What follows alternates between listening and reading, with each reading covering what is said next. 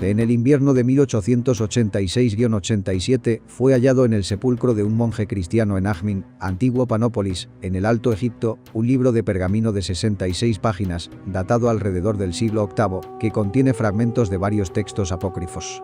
Entre ellos se encuentra una copia fragmentaria del Evangelio de Pedro, en griego. El fragmento conservado es la narración del juicio, crucifixión y resurrección de Jesús. No es posible saber si el Evangelio de Pedro original era o no más extenso que el fragmento que actualmente se conserva. Con posterioridad al hallazgo del manuscrito de Ajmin, se han encontrado 3 breves fragmentos correspondientes a este Evangelio. Uno de ellos procede aparentemente de una copia del siglo II o principios del siglo III y contiene la escena en que José de Arimatea solicita el cuerpo de Jesús para darle sepultura, versículos 23 y 24 del manuscrito de Ajmin.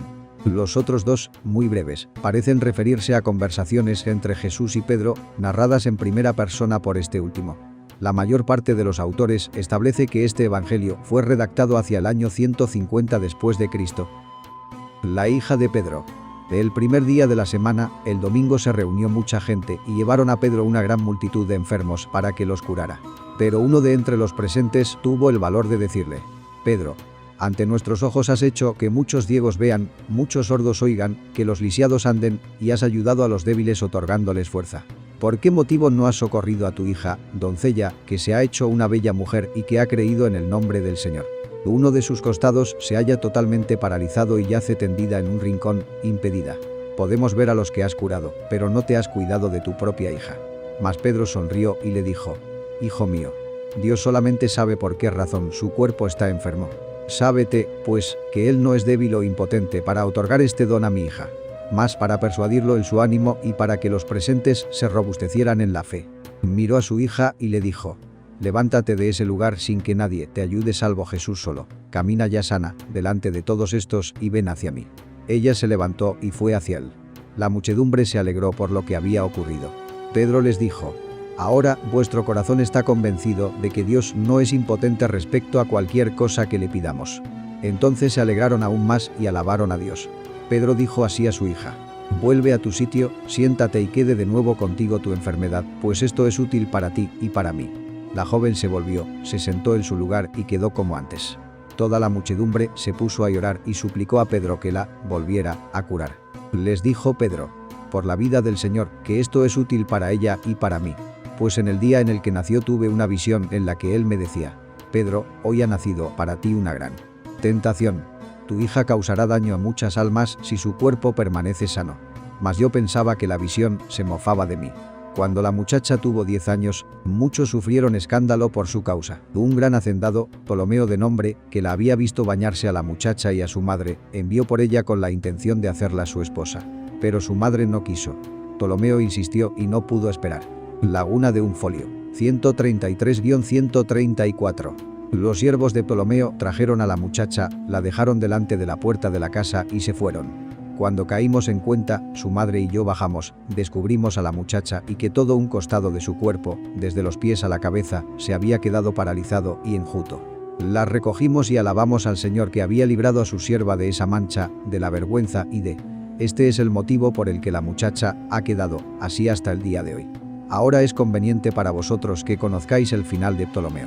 Se encerró en sí mismo y se lamentaba día y noche por lo que había ocurrido, y a causa de las muchas lágrimas que derramó quedó ciego.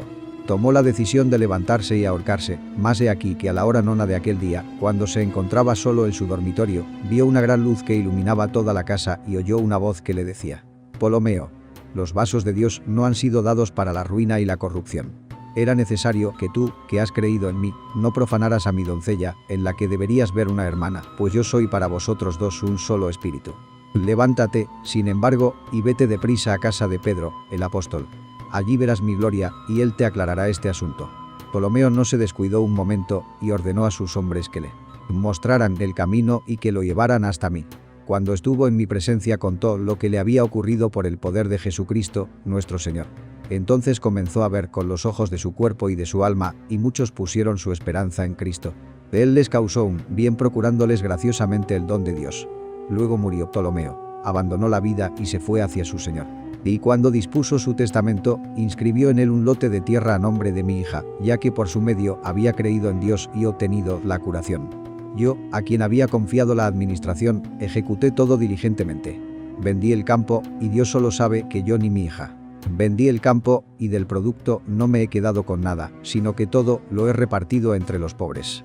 Sábete, pues, oh servidor de Jesucristo, que Dios gobierna a los suyos y prepara a cada uno lo que le es bueno, aunque pensemos que se ha olvidado de nosotros. Ahora, pues, hermanos, hagamos penitencia, vigilemos y oremos, y la bondad de Dios dirigirá sus ojos sobre nosotros, mientras por nuestra parte ponemos en ella nuestra esperanza. Pedro pronunció estas palabras, y alabando el nombre del Señor Cristo, distribuyó a todos el pan. Cuando lo hubo repartido, se levantó y entró en su casa. Fuente: Textos gnósticos, Biblioteca Nag Hammadi II, por Antonio Piñero. Evangelio de Pedro. Fragmento griego de Acmin. 1. Mas ninguno de los judíos se lavó las manos, ni Herodes, ni ninguno de los jueces de Jesús. Y, como no querían lavárselas, Pilato se levantó del tribunal. Y entonces el rey Herodes ordenó a los judíos que aprehendieran al Señor, diciéndoles: haced todo lo que os he mandado que hagáis. 2.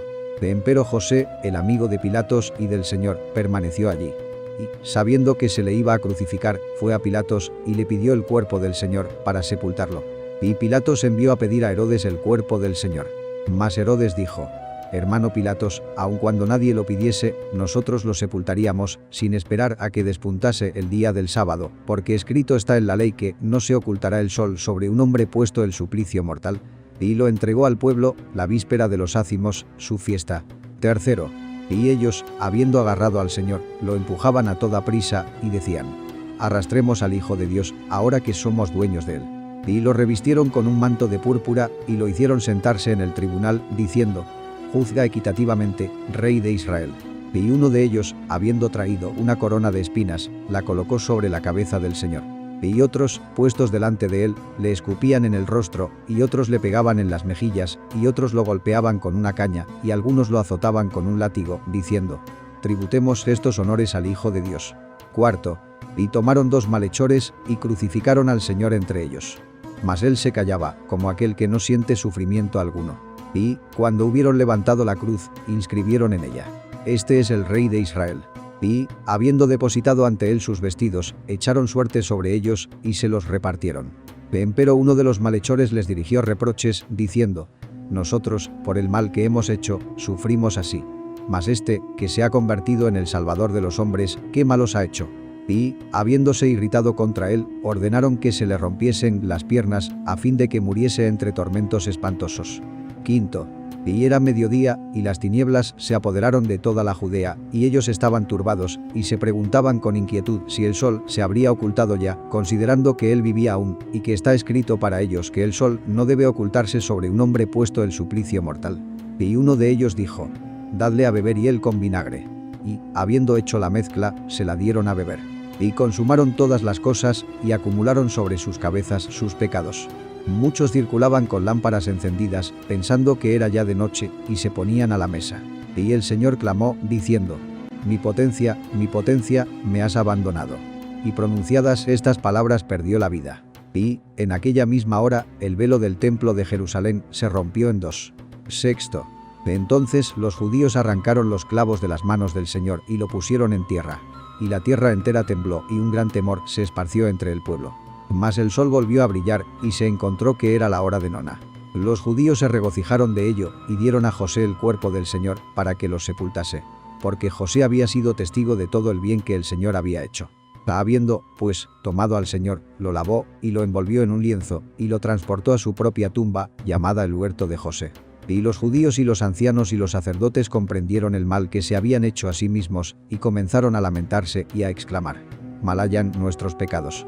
El juicio y el fin de Jerusalén se aproximan. 7. Cuanto a mí, me afligía con mis compañeros y, con el espíritu herido, nos ocultábamos, porque sabíamos que los judíos nos buscaban, como malhechores y como acusados de querer incendiar el templo. A causa de todo esto, ayunábamos, y permanecimos en triste duelo, y llorando, noche y día, hasta el sábado. 8.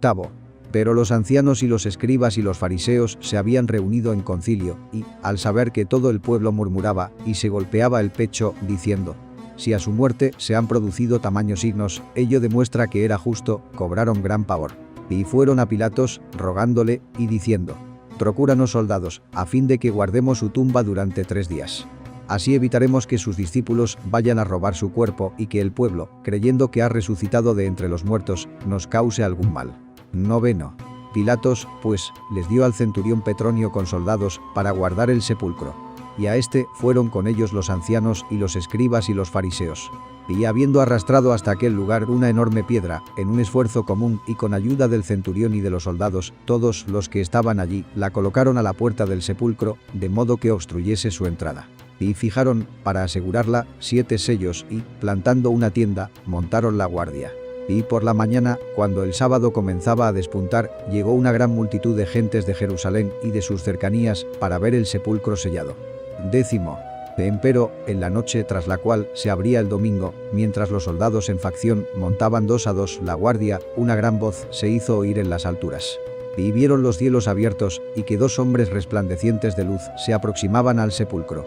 Y la enorme piedra que se había colocado a su puerta se movió por sí misma, poniéndose a un lado, y el sepulcro se abrió. Y los 2 hombres penetraron en él. Y, no bien hubieron visto esto, los soldados despertaron al centurión y a los ancianos, porque ellos también hacían la guardia. Y, apenas los soldados refirieron lo que habían presenciado, de nuevo vieron salir de la tumba a 3 hombres, y a 2 de ellos sostener a uno, y a una cruz seguirlos.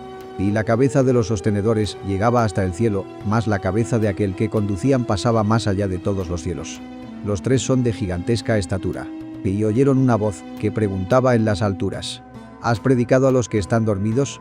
Y se escuchó venir de la cruz esta respuesta: sí. Los circunstantes, pues, se preguntaban unos a otros si no sería necesario marchar de allí y relatar a Pilatos aquellas cosas. Y, en tanto que deliberaban todavía, otra vez aparecieron los cielos abiertos, y un hombre que de ellos descendió y que entró en el sepulcro. 11. Visto lo cual, el centurión y sus compañeros de guardia se apresuraron a ir a visitar a Pilatos por la noche, abandonando el sepulcro que vigilaran. Y contaron todo lo que habían presenciado, vivamente inquietos, y diciendo: verdaderamente era hijo de Dios. Mas Pilatos, respondiendo, dijo: yo estoy puro de la sangre del Hijo de Dios, y sois vosotros los que lo habéis decidido así. Entonces todos le rogaron, sumisos, que ordenase al centurión y a los soldados no decir nada de lo que habían visto. Porque, arguyeron, siendo culpable del mayor pecado ante Dios, nos importa no caer en manos del pueblo judío y no ser lapidados. Y Pilatos ordenó al centurión y a los soldados que nada dijesen. 12. Al rayar el alba, María Magdalena, discípula del Señor, tomando consigo a varias de sus amigas, fue con ellas al sepulcro en que aquel había sido depositado. Y eligió esa hora, por temor a los judíos, los cuales estaban inflamados de cólera, y ella no había hecho, sobre el sepulcro del Señor, lo que las mujeres acostumbran a hacer con los muertos y con los seres queridos. Y las visitantes temían que los judíos las viesen, y decían: aunque el día en que se lo crucificó no hayamos podido llorar y lamentarnos, hagámoslo ahora, al menos sobre su sepulcro. ¿Quién nos revolverá la piedra de la puerta del sepulcro, a fin de que entremos, nos sentemos junto a él, y lo unjamos? Porque la piedra es enorme, y tememos que alguien nos vea. Y, si no podemos revolverla, al menos depositaremos a la entrada lo que traemos en memoria suya. Y lloraremos, y nos lamentaremos, hasta que volvamos a nuestras casas. 13. Y, habiendo llegado al sepulcro, lo encontraron abierto. Y aproximándose y bajándose a mirar, vieron, sentado en medio del sepulcro, un mancebo hermoso y vestido con una ropa muy brillante, que les dijo: ¿por qué habéis venido? ¿A quién buscáis? ¿Al crucificado? Resucitó y se fue. Y, si no lo creéis, mirad y ved que no está ya en el lugar en que se lo puso. Porque se ha levantado de entre los muertos y se ha ido a la mansión de donde se lo había enviado. Entonces las mujeres, espantadas, huyeron. 14. Y era el último día de los ácimos, y muchos salían de la ciudad y regresaban a sus hogares, por haber terminado la fiesta. Nosotros, los 12 discípulos del Señor, llorábamos y nos afligíamos. Y cada cual, apesadumbrado por lo que sucediera, se retiró a su casa. Cuanto a mí, Simón Pedro, y a Andrés, mi hermano, tomamos nuestras redes y nos fuimos al mar. Y estaba con nosotros Levi, hijo de Alfeo, cuando el Señor. Fuente: Los Evangelios Apócrifos, por Edmundo González Blanco. Apocalipsis de Pedro. Fragmento griego de Acmin. Muchos serán falsos profetas y enseñarán caminos diversos y doctrinas de perdición. Y llegarán a ser hijos de la perdición. De entonces Dios vendrá a mis fieles, los que tienen hambre y sed y están afligidos y purifican sus almas en esta vida, y juzgará a los hijos de la iniquidad. Además dijo el Señor: vayamos a la montaña y oremos. Y yendo con él, nosotros los 12 apóstoles, le suplicamos que nos mostrara uno de nuestros hermanos justos, que había muerto, para que pudiéramos ver qué clase de forma tenía, y tomando valor, también pudiéramos animar a los hombres que nos oyesen. Y cuando oramos, repentinamente aparecieron 2 hombres parados hacia el este ante el Señor, a quienes no podíamos ver. Emitían un rayo como del sol de sus semblantes, y sus vestiduras brillaban de un modo jamás visto por ojos humanos. No hay boca capaz de expresar, ni corazón que pueda concebir, la gloria con que estaban dotados, ni la belleza de su aspecto. Y cuando los miramos, quedamos maravillados, porque sus cuerpos eran más blancos que la nieve y más rojos que las rosas. Y el rojo se unía al blanco con tal belleza que no puedo expresarla con palabras. Sus cabellos eran rizados y brillantes y caían elegantemente por sus rostros y por sus hombros como una guirnalda tejida con plantas aromáticas y flores de colores variados, o como un arco iris en el cielo. Tal era su apariencia. Y viendo su belleza, quedamos maravillados de ellos, por su repentina aparición. Y me acerqué al Señor y le dije: ¿quiénes son estos? Me respondió: estos son los hermanos de ustedes, los justos, cuyo aspecto deseaban ver. Y le dije: ¿y dónde están todos los justos, y de qué clase es el mundo, eón, en el que están y tienen esta gloria? Y el Señor me mostró una región muy grande fuera de este mundo, con luz extremadamente brillante, donde los rayos del sol iluminaban el ambiente, y la tierra era feraz, con brotes que nunca se marchitaban, y llena de especias y plantas siempre florecientes e incorruptibles, produciendo frutos benditos. Y había tanto perfume que el aroma llegaba incluso hasta nosotros. Y los habitantes de ese lugar vestían como ángeles resplandecientes, y sus vestiduras eran acordes a su tierra. Y había ángeles revoloteando alrededor de ellos. Y la gloria de los lugareños era la misma, y con una sola voz alababan al Señor, regocijándose en ese lugar. El Señor nos dijo: este es el lugar de los líderes, sacerdotes principales, de ustedes, los hombres justos. Vi también otro lugar frente a este, terriblemente triste, y era un lugar de castigo, y los que eran castigados y los ángeles que los castigaban vestían de negro, en consonancia con el ambiente del lugar. Y algunos de los que estaban allí estaban colgados por la lengua. Estos eran los que habían blasfemado del camino de la justicia. Debajo de ellos había un fuego llameante y los atormentaba. Y había un gran lago, lleno de cieno ardiente, donde se encontraban algunos hombres que se habían apartado de la justicia, y los ángeles encargados de atormentarles estaban encima de ellos.